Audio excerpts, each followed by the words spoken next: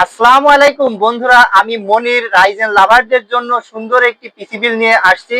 এখানে যারা 25,000 টাকার ভিতরে রাইজেনের সেটআপ তৈরি করতে চাচ্ছেন তাদের জন্য সুন্দর একটি সেটআপ আমি দেখাবো।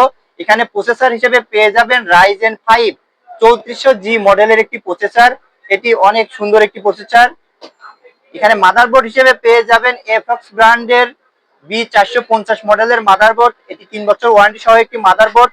এখানে স্টোরেজ হিসেবে পেয়ে যাবেন DDR4 8GB একটি র্যাম।